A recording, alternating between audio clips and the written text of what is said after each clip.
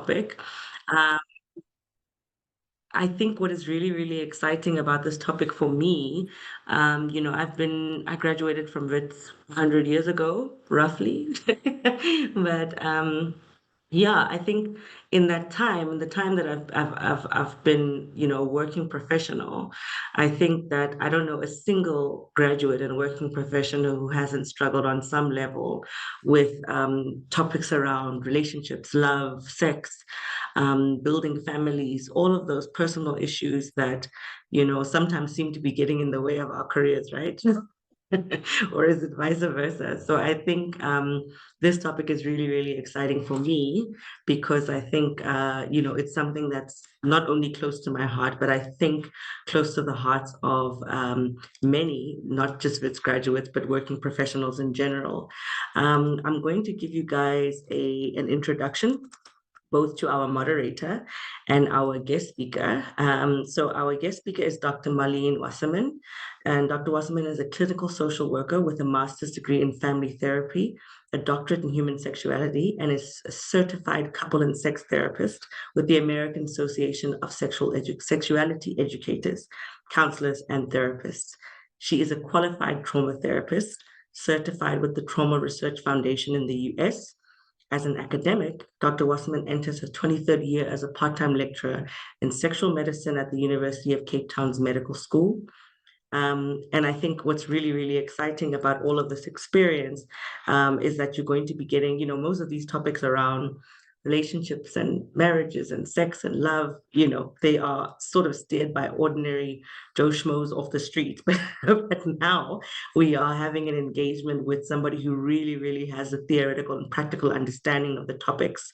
And I'm hoping that we get a lot of insight and guidance in relation to this. And I'm going to hand over to our moderator, who is Mr. Matome Mashatola. Matome is passionate about leadership and transformation development. He specializes in leadership coaching, well-being, career counseling, and workshop facilitation. Holding a master's in community-based counseling psychology, he contributes as a Wits University lecturer and consulting psychologist, combining research, training, and practice to drive positive social change. Matome's varied experience includes roles as student psychologist, program coordinator, and executive board member, fostering empowerment in youth, women, and the elderly. I'm going to hand over the steering wheel to Matome to take over and steer the ship for us today. Thank you so much, colleagues, and I hope everybody enjoys the seminar. Thank you very, very, very much. Yes, I'm not I've only recently graduated, only 2016. So I'm very honored to be part of this conversation that I think is invaluable in many, many ways, considering what has been happening in our society. As I was introduced, my name is Mashatola, and welcome to this engaging webinar. First and foremost, maybe please feel free to raise any questions, raise your hand as the conversation continue. Our expert really would love to engage with you as much as possible. Dr. Eve. Hi, hello. Hello, Matome. Be with you. Lovely being with you. Thank you so much to coming back and remembering us as a West community. We really appreciate this. Getting to have a conversation with you today and sharing some of your insights that you have been learning over many years of experience of working with couples, of working with a large community globally, actually. So we really appreciate this opportunity to engage with you. Lovely. Thank you for inviting me. Thank you so much. And thank you on behalf of the Alumni Office to organizing this invaluable conversation or dialogue rather, especially during this month of love. Relationships bring joy, support, meanings to our lives, whether it's romantic relationships, friendships, or family, and understanding the dynamics can be profound impact of the overall certification and fulfillment in our lives. To start with, Dr. E. What do relationships, sorry, yes, continue. Yeah, go ahead. Go ahead, Matome, I'm with you. No problem. What do relationships look like today, and how have they been evolving in the modern world? Yeah, that's great. So when we think about, relationships today, what we're focusing on is intimate relationships, meaning relationships with beloveds. We also could, if people want to expand it into relationships, intimate relationships with children. And we're not going to be talking about colleagues, but our entire world revolves around intimate relationships. But we're going to be focusing on beloveds, on people and lovers, and on people in whom we want to be or are in relationship with. And the relationships have to be seen within the context of the world, because the world has a huge impact on how we relate to each other as well. What's happening in the world politically, we have to look at how that impacts and creates what's called collective trauma on people. So what we mostly learned from COVID, because there were big changes that came, or rather there was huge awarenesses that came from the time of COVID, when people were locked up, to really kind of get a bird's eye view of what is happening in intimate relationships. And what emerged was that people are undergoing extreme mental health conditions, extreme mental health difficulties, and mostly anxiety, depression, but other kinds of mental illnesses. And of course, there was a spike in suicidality, which still remains with young people. But what really emerged mostly was the concept of loneliness within relationships. Whether you are in a relationship with somebody or whether you are single, there is an incredible experience of loneliness, to the extent that loneliness is now seen in itself as an almost separate form of mental illness, because once one experiences loneliness in an intimate relationship, one is more likely or at risk to go down into a form of depression. So we know that people long for connection and for safety and for what's called intimacy. People long to feel connected. We cannot survive without the connection with somebody else, but it has to be a connection in which one feels safe. So if we look at what do modern or what do relationships look like now, based within the context of I feel lonely, I feel detached, I'm longing for connection, I'm longing to feel safe. We look at what is really coming into therapist rooms. How is mental illness affecting us? So parenting is one of the biggest challenges that any couple is going to face in a situation. And parenting is very much linked to huge conflict which happens in a relationship. What happens is, how do people deal with that conflict? Today, there are ways of managing conflict. One of them is being to divorce, to take flight and run away. And the other big one, which is a very common form of relationship, is called infidelity. Because people are looking for ways to manage their feelings of lack of safety, lack of connection. They're searching for different ways of being able to connect. So infidelity has become a very common, which it always has been, but now with much more ease and accessibility, a way of people connecting with each other. And that's kind of expanded into what's called consensual non-monogamy, meaning people saying, well, we agree, we make an agreement, we're going to open up our relationship, all in a way of trying to connect and keep connected in a safe way. Other forms of relationships that we know are happening are divorce. Divorce is on the rise. If we look at statistics, after the frequent timing of divorce is 10 years into a marriage.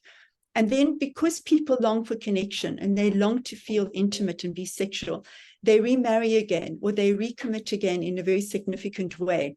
And the statistic of divorce in remarriage is 67%. So we know that people are struggling. And once again, if we look at the external world, because of the stresses, as people call it, stresses of work, of pressure, of children, of finances, of what's going on in a collective way, people really struggle to be able to feel safe, healthy, and happy. And that impacts on their sexuality, that impacts on their ability to actually form relationships. So another form of relationship today is that of singlehood. Many more people are staying single, are delaying marriage, are delaying children, and are just not going into commitment. And we need to have commitment in order to feel safe. So it's a struggle. I see it as a struggle where people long to be connected, long to be committed, but that feels difficult. And so there are all kinds of other behaviors that happen that are not connecting and that are not always safe for people. And we'll have a look at what is happening with people that we're not able to connect safely, that we're not able to feel fulfilled in our sexuality. Thank you so much. I mean, we are talking about yeah, quite a lot. I mean, loneliness, you're right, has been really it's a lot. gotten worse since COVID. I think COVID actually highlighted more actually what loneliness is doing to so many of us. And just coming back to that, actually, in your work, the work that you've been doing for so many years. I mean, you're sharing now when you graduated at Wits. But in your work, what are some of the common issues that couples bring, and how can these challenges be effectively addressed?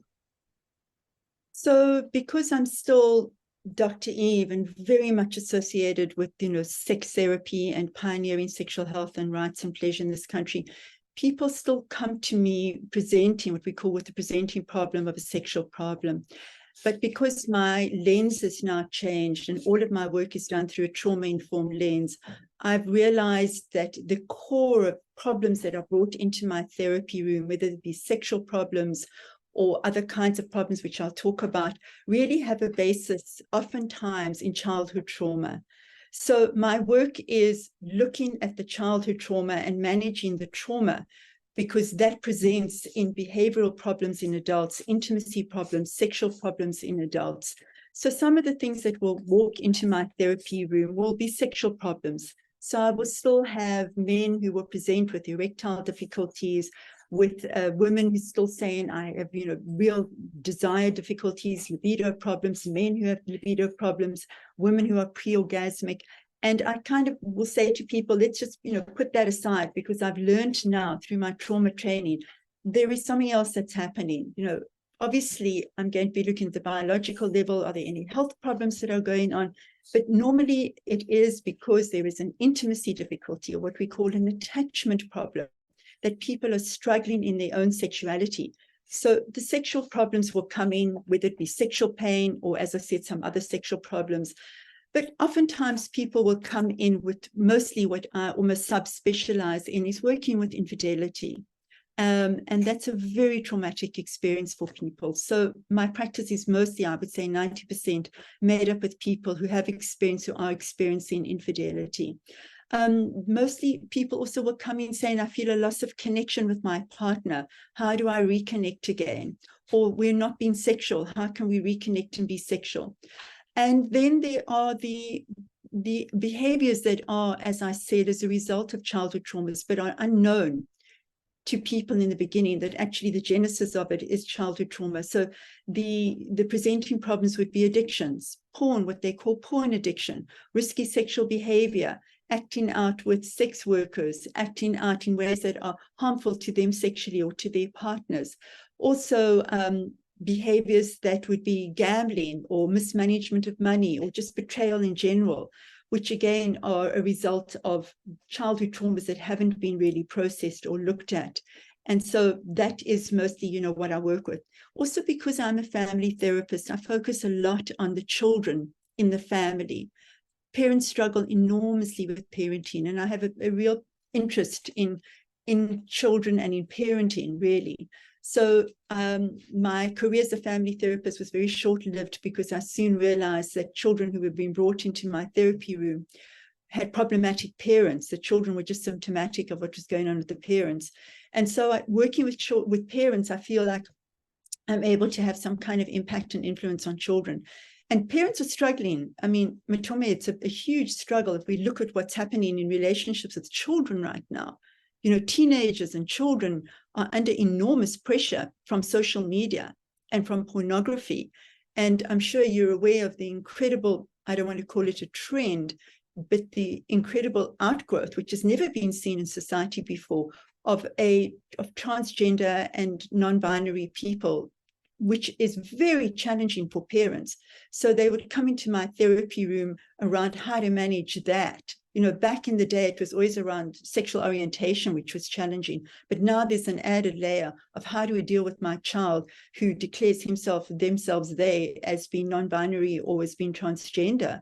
So there's a lot of pressure on parents in terms of what it puts onto the intimacy, what it puts onto their own lives and onto their own sexuality. And that stress which they bring in, which happens to them, manifests in behavior.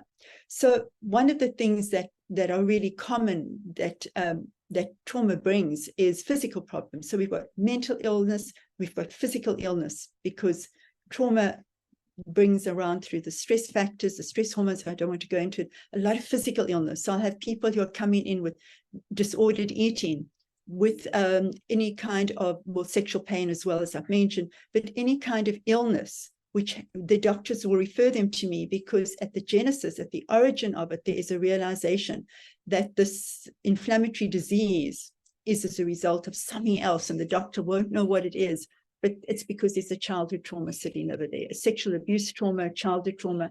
And then the other big thing, which I'll just say lastly, that I work with, is intimate partner violence.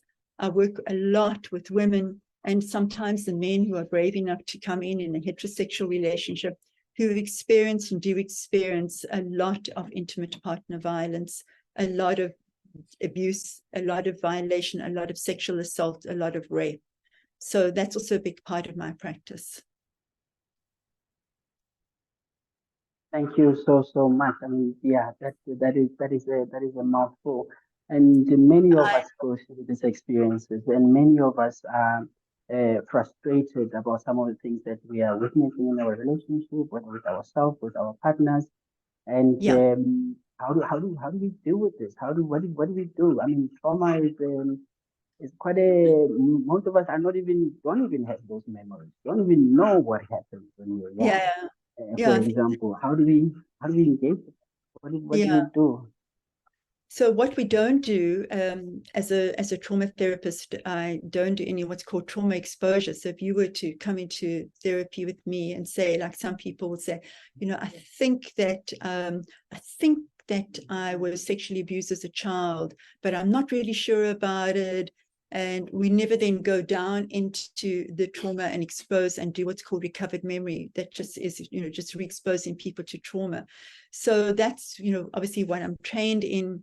And all of my clients, they come into my therapy room, and I have, you know, beautiful interventions, which is a mat, because we know from research that really what really works for people to become regulated, and I'll come back to that conversation, is to do Pilates, to do yoga. It's about regulating.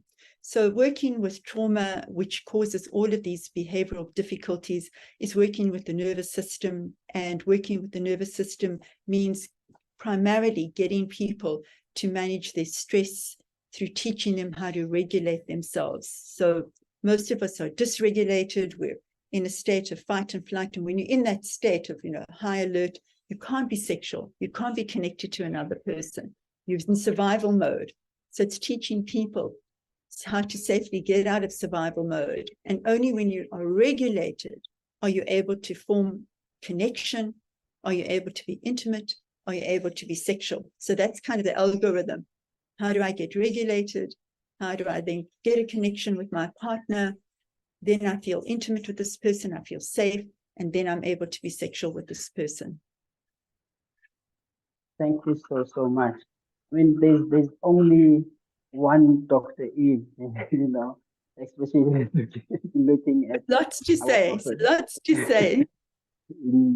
Especially looking at our profession, where there's so few of Dr. Eves. You know, there's very few people who are specialized, who actually know what they're doing, who have all the knowledge, and are still exploring further how we could actually help our society, and some of the people that we come across come to our consultation rooms. And I thought that's why I wanted to go into, when it comes to communication in a relationship. Yeah. What are some of the strategies that are most effective in achieving understanding and connection, and also acknowledging that some of things are really difficult. I mean, you were mentioning now in terms of gender-based violence, some of the things that require an outside intervention. But here, just focusing on communication in a relationship, what are some of the strategies that are most effective to achieving an understanding and connection within intimacy? So Matome, I'm not going to put you on the line. I always do that with Aubrey on a Thursday night, and he's always booked for it, which is marvelous. If if even the people who are with us online right now can just notice, because I work what's called somatic therapy. I'm trained as a sensory motor psychotherapist, and I work somatically, which is different from just working cognitively. Working with the body proves, research has shown over and over again, that that's where the trauma sits, that's where the pain sits, and that's a place of healing as well. So if one notices what goes on in the body, we don't long for more communication. We don't long to talk. I say to my couples when they sit on my couch, no talking. It's enough with the talking, because it's not what they long. They can't hear. When you're in a state of distress, conflict, dysregulation, your frontal lobes go offline, you can't think properly. And so what you long for is human touch. What you long for is to be seen. What you long for is to be noticed. What you long for is somebody to be able to see, hear you in an authentic way. Because when we think about childhood trauma, which I don't even want to go into statistics, but it's so real, and especially in our country where we have collective trauma as well, from the apartheid, and ongoing trauma now that goes on because of what's going on in our state right now. People just long to feel connected. So that's what the word is I use in my therapy rooms. Like, how do we get connected with each other? I think I've lost Matome somewhere. Are you still here with me?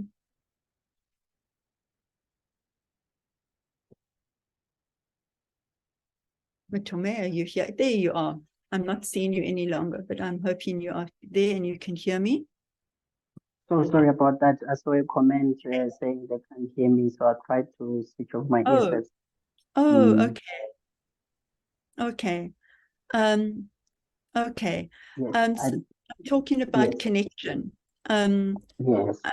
I'm talking about connection, that it's about being seen. It's about being seen rather than being heard. People, I repeat, people talk and talk and talk, and they come into the therapy room and they expect, the conflict is going to continue, and the conflict is, and all they really want is for a partner to turn to them and to look at them and to say, I believe you, I see you, I acknowledge. And suddenly, through a process of regulation that happens with that kind of direct connection, there's a sense of being seen, being heard. And as I was saying, that childhood trauma, what happens with childhood trauma, what causes the trauma is feeling invisible and abandoned and neglected.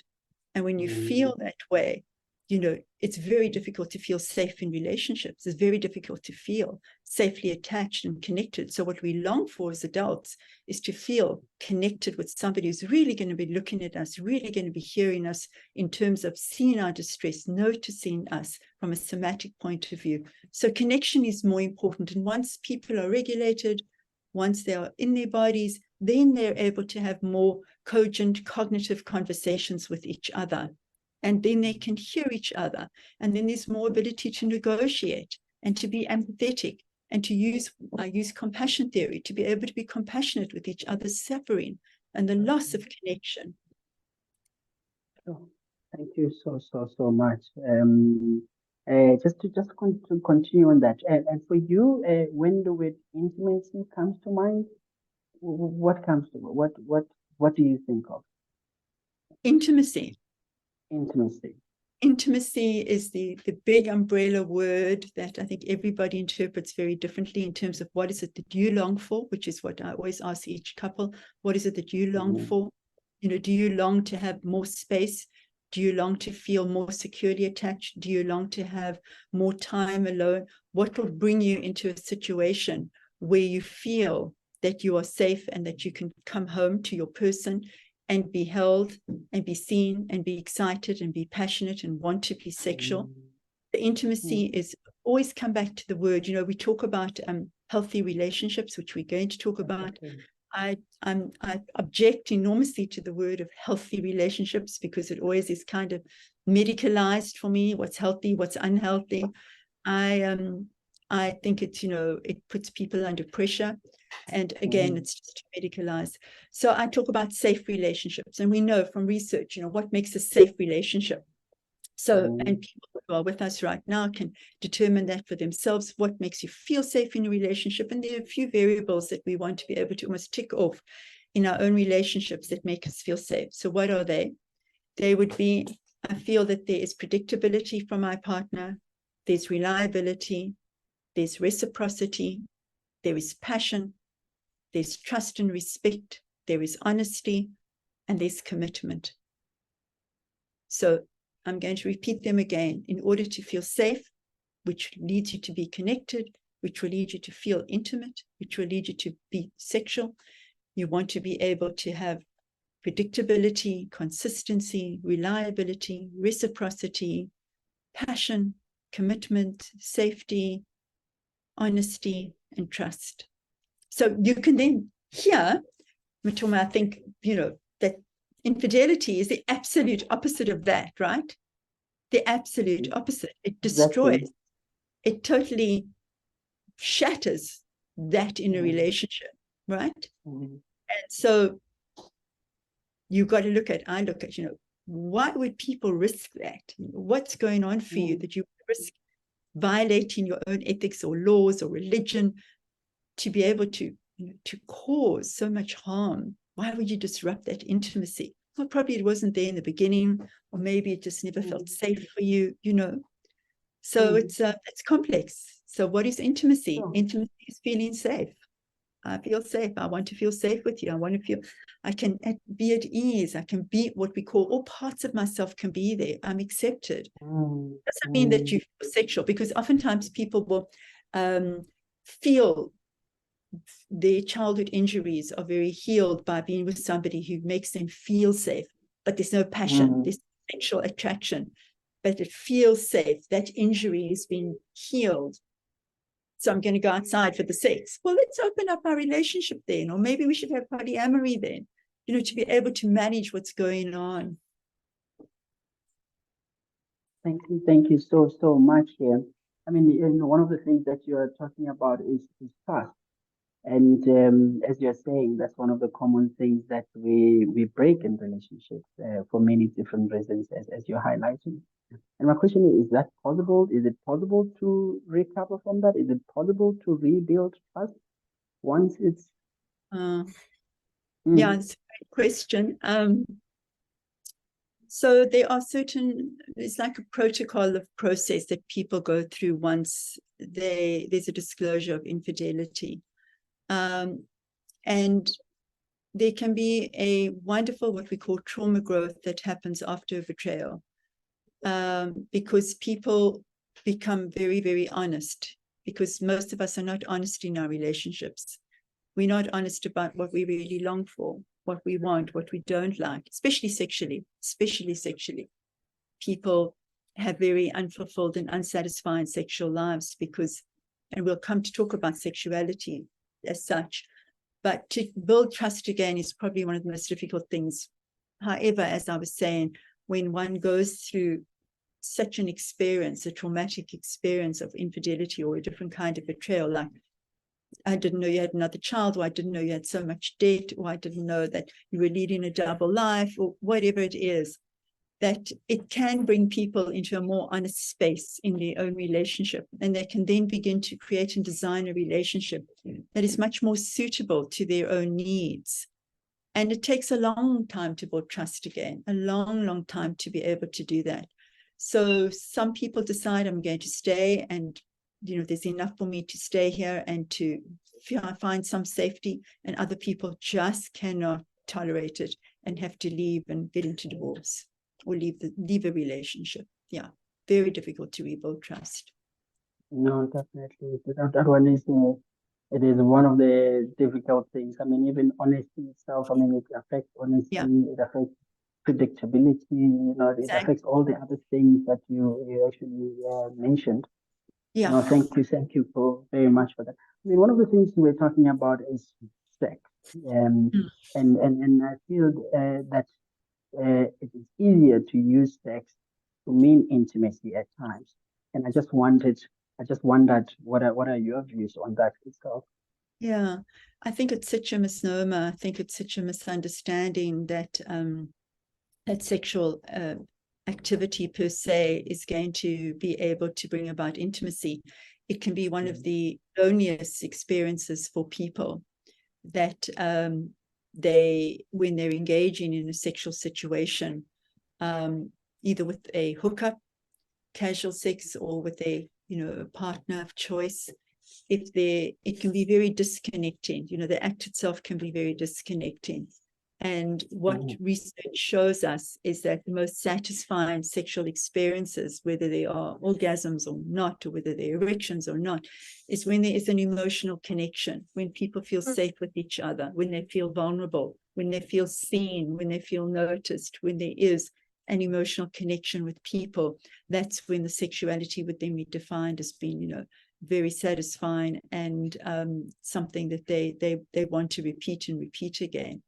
I think as I get older and have worked in this field for 30 years, I'm never not shocked. What's the opposite of that? I'm always surprised at how complex sexuality is. People struggle to initiate, to take the risk, which is why it's easier to go to a sex worker, right? Which is a transactional experience. People struggle to ask for what they want. They're afraid of being shamed or named or blamed in some way. And so they would rather move away from being sexual in order to avoid feeling blame for asking, or the fear of rejection. It becomes so awkward. And when there is such big time periods when there isn't any sexual activity, you feel like a school kid. How do I even begin this process again? And then as we get older, there are real changes, not only in our bodies, but obviously in our sexual functioning and responses. We go through menopause, men go through andropause. There are illnesses, there are medications that happen that impact on our bodies and our sexual functioning. Every single medication we take, every single medical intervention, surgical intervention, trauma that we have is going to change your sexual response.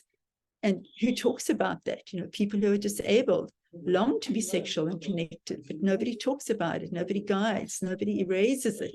And then we have religion. Religion has an enormously negative impact on people's lives. I mean, obviously it can be very positive, but it can be very inhibiting to people, and that impacts also on their ability to feel free and to feel sexual and to get joy and pleasure in their lives.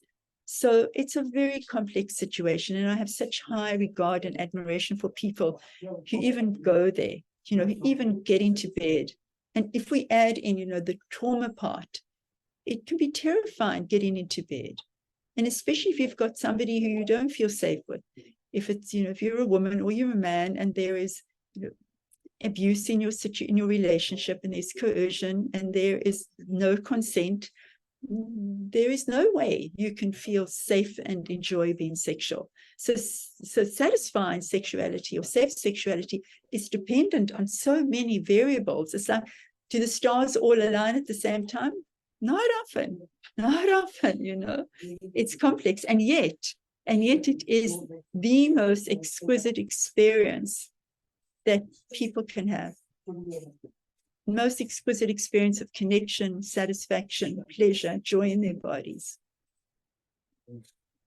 Thank you so much. There's a voice in the background there, colleagues. Can we just I'm going to try and get I don't know where it's coming from. I'm at home and there are builders all around outside by my neighbors. I'm going to try and close the door. Thank you for alerting me. Give me a moment. No problem. Thank you. Sure. Guys, welcome. Please, once again, feel free to add comments, questions, anything that you want to explore more. Please feel free to engage. Dr. Eve would really love to hear what you guys are interested in. As much as, yes, she has things to share, she would really love to engage with what you guys have in mind, some of your expectations for this conversation, why you came through. And yes, thank you so much. Sorry about that, Dr. Eve. No, thank you for taking me to it. Thank you. And you're talking about so many things. I mean, if we look at, you're talking about religion. I mean, we have a really, I don't even know how the word for it, worrisome culture, if I can call it that, or norm that is really, really left many people abused. If we're talking about gender-based violence, and I was just wondering, what are how does this affect someone who goes through that kind of experience, someone who, while doing that, is still expected, for example, to be a woman and to do the roles of a woman, which at times is a kind of sexual things. And how do people go about addressing that? Uh, it's most I mean, it's one of the things that really guts me, and I'm experienced and I've been trained to be able to manage very difficult situations, but I have to acknowledge that guts me. That guts me. Partner violence guts me. When I see what happens to women who are strong and confident and just women in the world, and you then have this man who comes from a culture of patriarchy, toxic masculinity, and invades, grooms, harasses, assaults, violates a woman who he says he loves. And what happens to this woman as she goes down the rabbit hole is so, it's so traumatic. It is so unfair and unjust that this should happen to women. And I know men are going to say, oh, but men get abused too. That's the usual argument. And yes, we know that. But if you look at the numbers, we know it cannot be compared in any way whatsoever. This is a society that we live in. It's toxic, it's horrendous, and women suffer enormously as a result of that, enormously. And they go into a place of shame and silence. And some brave ones seek out therapy. And I think what upsets me so very much is that they will come into therapy and say, I'm not interested in being sexual, for example. And my husband or my partner has said there's something wrong with me because I'm not interested in being sexual, or I have sexual pain, or I don't want sex as frequently as what he does.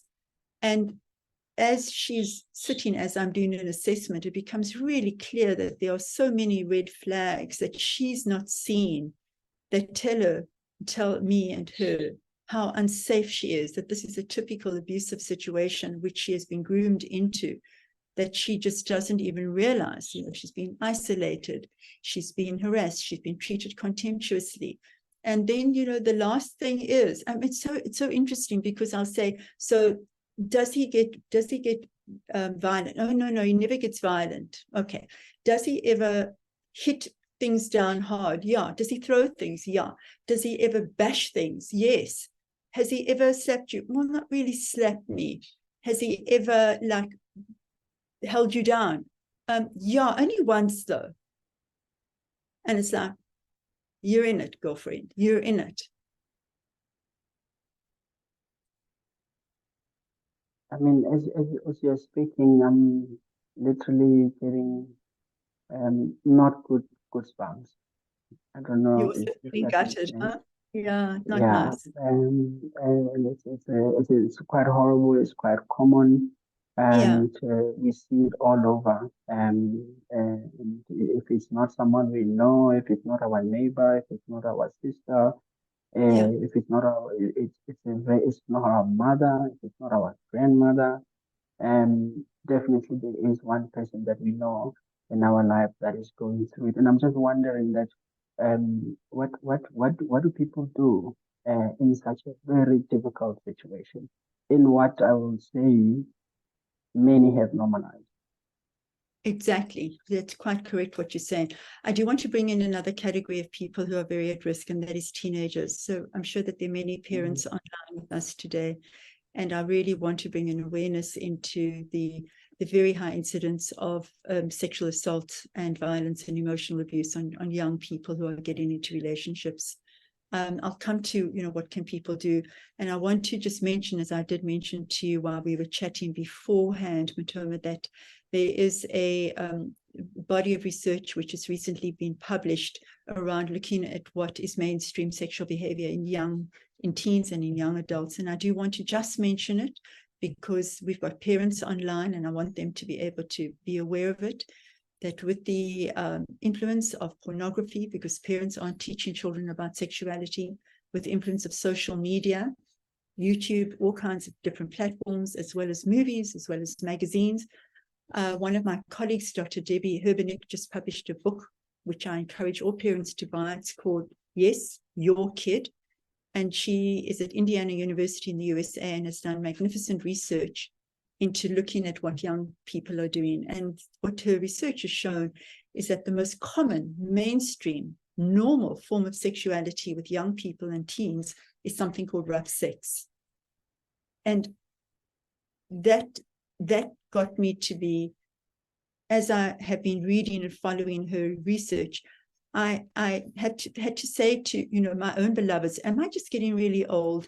Is this something that I've become conservative? Because I feel nauseated by this mainstream sexual normative behavior in young people. And I want parents to know, what is rough sex? What is rough sex? Punching in the face, punching in the genitals, slapping, choking, which is basically strangulation, name calling, humiliation, tying down, no consent, or consent, but avoiding the consent. Role-playing rape. That is what has become mainstream sexual activity for young people today. So where does the pleasure come in? When they ask why, they say, well, it's kinky and everyone else is doing it and it's expected. And men expect me to do this, this deep throating. Men expect me to be doing this. I don't know how to say no. So that's what's happening. And, adults and parents are under this pressure. How do we manage this? So, yeah, that was a big one, and I thank you so much for creating an awareness to that. I mean, even music, as you're speaking, I'm thinking about the kind of music that kids are exposed to is contributing to that also. The whole social media space is just Yeah. I don't know what we're going to do, because as much you can maybe control it at home, but can you control it outside? So, which I guess is why you're making this point to, can we have conversations about what is safe sex? So it is really, really, really important, and really I'll echo your encouragement to everyone here to have conversation about what is safe sex. Especially in a world that is influenced by porn. I mean, porn is freely accessible, and kids are watching it anytime and every time.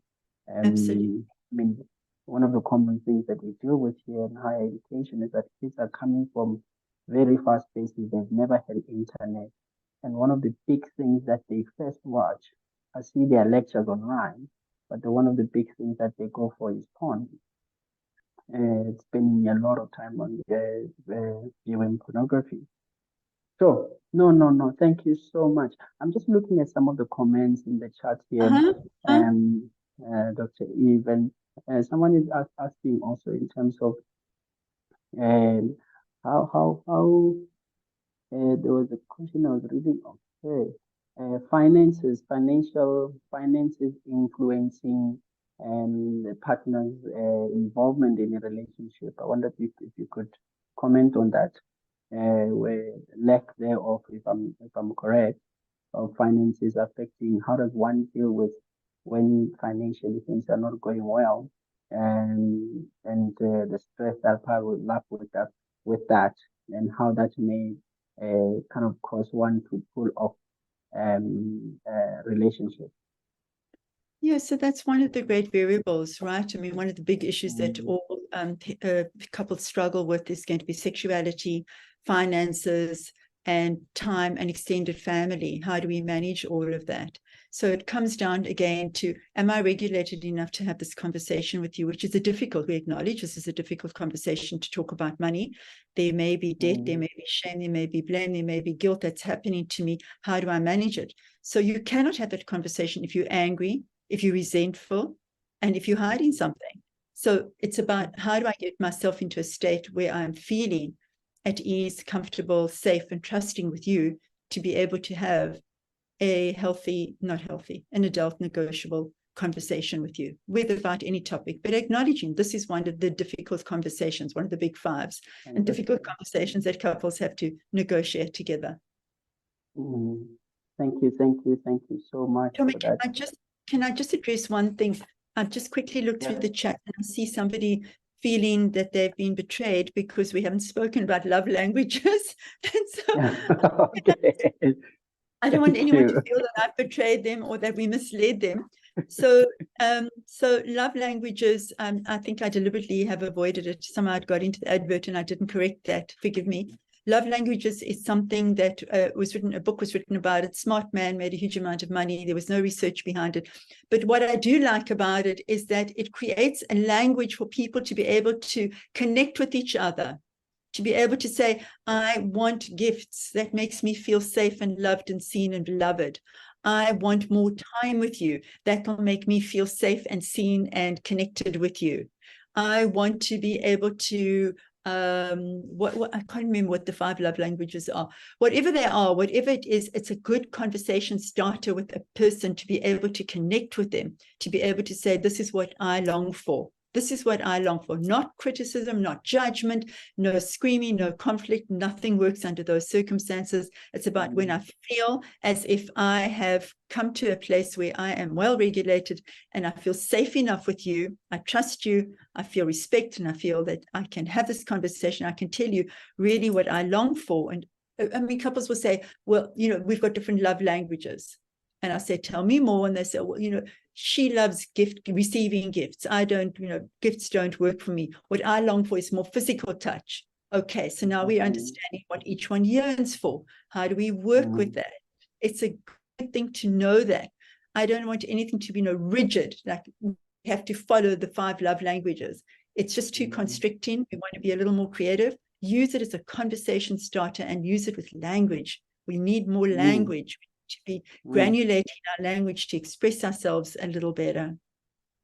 Lovely, thank you so much. I mean, if I'm hearing correctly, you're going back to creating a safe space to actually talk. Exactly.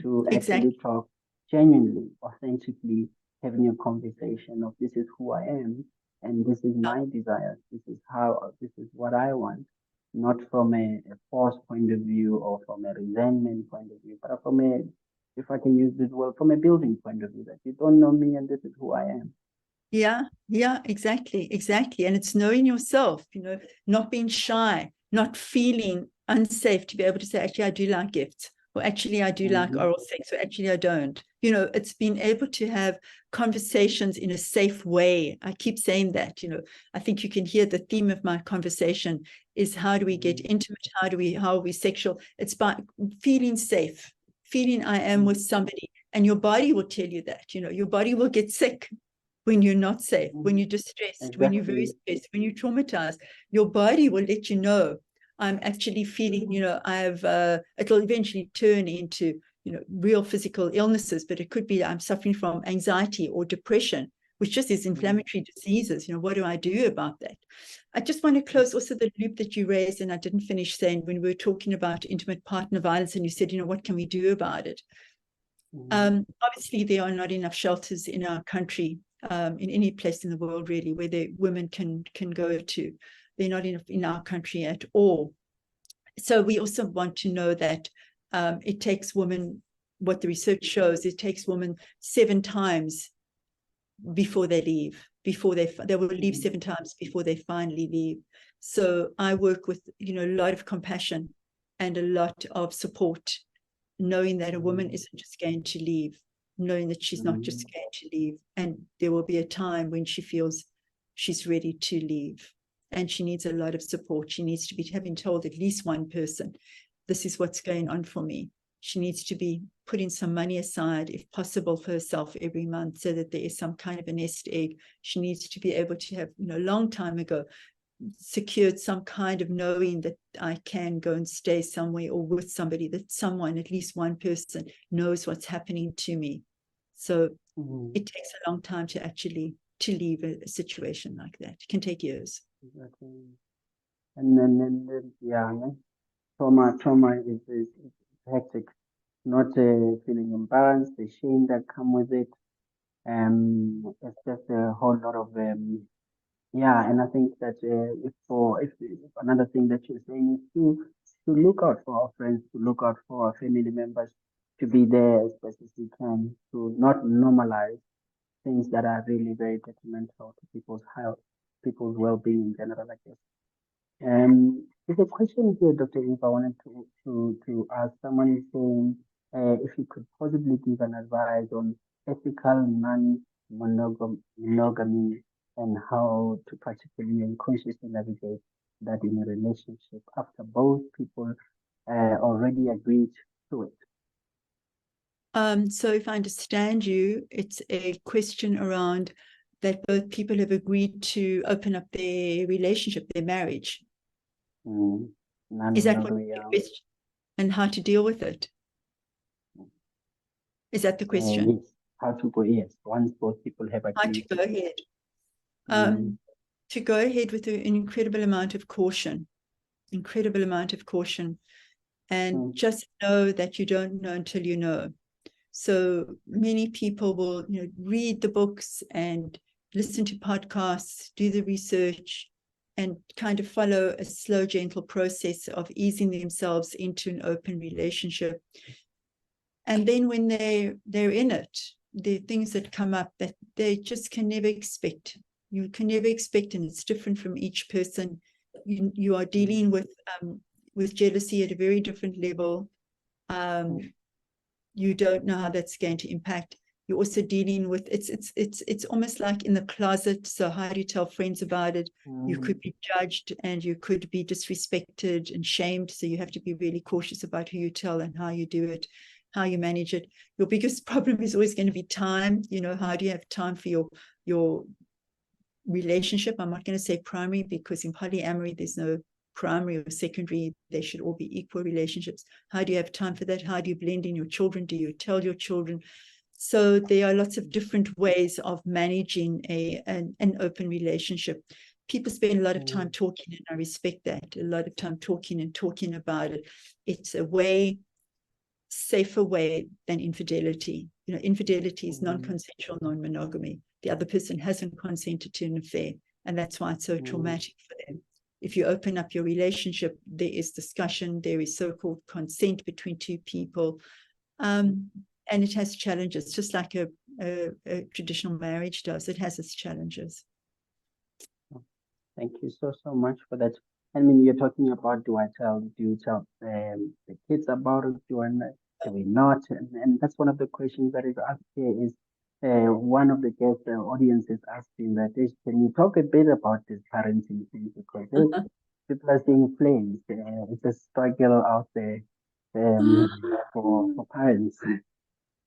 We need another 3 hours for that. It's as I think, it's a real passion of mine, that we are really lost in terms of parenting.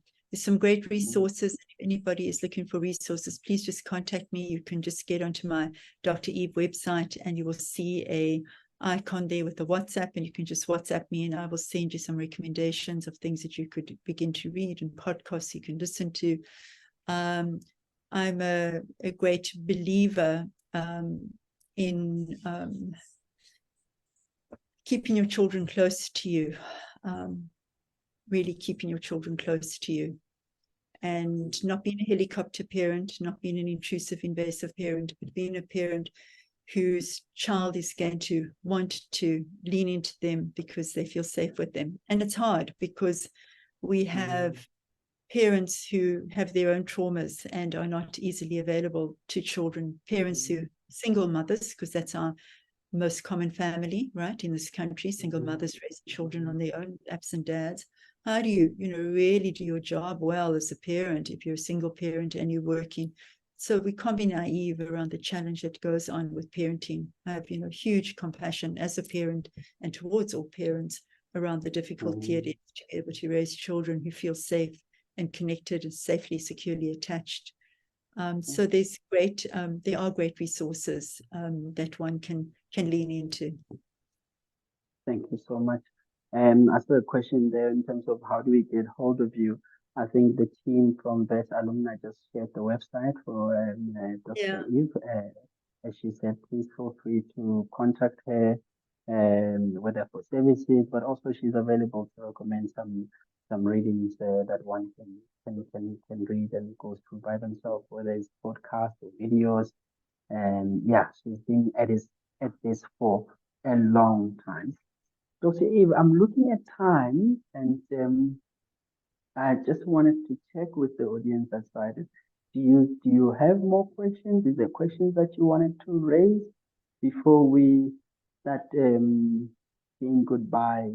And Dr. Eve has given us a wonderful time, and I'm sure she has some other things to get involved with. So if there's any other question before we start closing, please put them in the chat there. I see one question here. Good afternoon. Have you seen people with more avoidant attachment style have long-lasting change that they are satisfied with? With avoidant attachment style, yeah, that's difficult to be connected to somebody who has that. I mean, avoidant attachment style is an adaptive way of managing what felt insecure or unsafe as a child. And we bring our attachment styles into our own intimate relationships. And it's much more interesting for me to talk to people about their attachment style rather than not just love languages, looking at the origin of, how come it's hard for you to be sexual with me? How come it's hard for you to be vulnerable with me? Well, if we go all the way back into your childhood, we can see you didn't have parents who were really around, or you had a parent who was in prison, or you had a parent who was so depressed or physically ill or disabled that they were in the bedroom all the time and you were left alone and you never felt secure. You had to look after your own parent, didn't get enough of a childhood.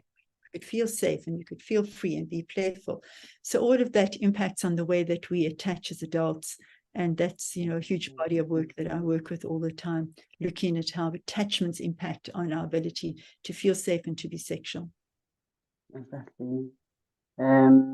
Definitely. I mean, many of us are dealing with issues with one's children, but unfortunately, we are not always aware connecting the dots in terms of what is currently happening in our life and what happened in the past. And it's such a wonderful opportunity to have someone like you to come and share these insights. And from me, please continue doing the wonderful work that you do. Thank and you. Please train a lot more people like you, because we really need help. As you can see in the comments, people are very happy. They feel very. This was one of the most insightful conversations as we start this wonderful Thank you. year. Hopefully, Thank you for that. That's beautiful. Thank you for that. Thank you so much. And thanks, it was such a joy to talk to you. Lovely. I just one last question. As we say goodbye, and the relationships that we have at the moment, and hopefully healthy relationships are safe relationships, as you say. Sorry, you said you prefer saying not healthy, and just have some few key guidance for you what you truly believe in. And how do we protect them? How do we nurture them so that they grow and they become even more safe than we have today? It's about a lot of self-care, Matome. So a lot of healing goes into self-care. It's as an individual, One has to take responsibility for one's own, whether it's traumas or challenges or stresses or distresses. And it's about investing in yourself in self-care. And I don't mean massaging. I mean things that we know research tells us is self-care. So it would be things like doing yoga and Pilates, because it's working with the nervous system. It's all the time working with the nervous system to get the nervous system to be regulated so you can be more fully functional in the world. Working with the nervous system, lying on a mat every day, yoga, Pilates every day, or at least 3-4 times a week. Walking in nature, being in nature is, known to be incredibly healing. I do cold water swimming all the time throughout the year as part of my self-care.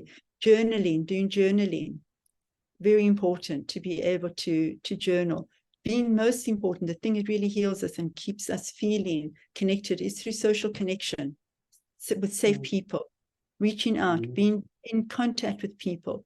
When I work with people who have complex PTSD, every week I check in, what is your social connection this week? Tell me who you saw, tell me who you spoke to. We know that that's what the nervous system requires. It requires to be with people who you feel safe with, even if it's just through a FaceTime every day or a verbal connection every day. We need to have social connection. We are social animals. We have a part of our brain that is geared towards social engagement, as we would all die.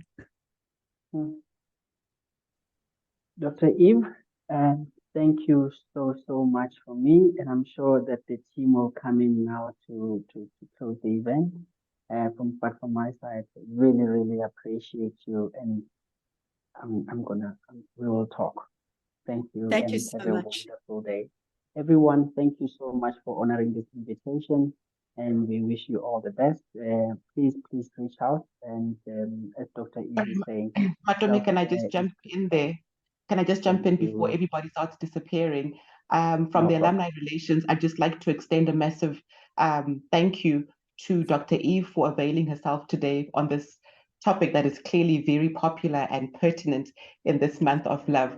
As an office, we've really enjoyed bringing Wits together in the name of love in this Valentine's Day month. So thank you very much for topping it off in such a fantastic way for us. We really appreciate it. Matome, you did an excellent, fabulous job as the moderator. Thank you also for affording us your time. To Homoto Mufamadi, who is our fairly newly elected president of Convocation, thank you for opening the webinar and getting things started. For those of you who might not already be familiar with Homoto, please, I invite you to read up more about Homoto. She introduced herself as the president of Convocation, and you can learn more about her and the rest of the executive committee of Convocation on our webpage. And then lastly, but certainly not least, thank you to everybody who attended the webinar today. This is one of those webinars that we know for absolute certain will go down as one of our largest events in terms of attendance numbers. I think at the height of it today, we were quite close to 260 people on the call. So thank you very much to everybody who joined in the call today and for engaging and all the questions that you posed. But I'll leave it there for now. Thank you very much, and we look forward to seeing you all at the next webinar. Good afternoon.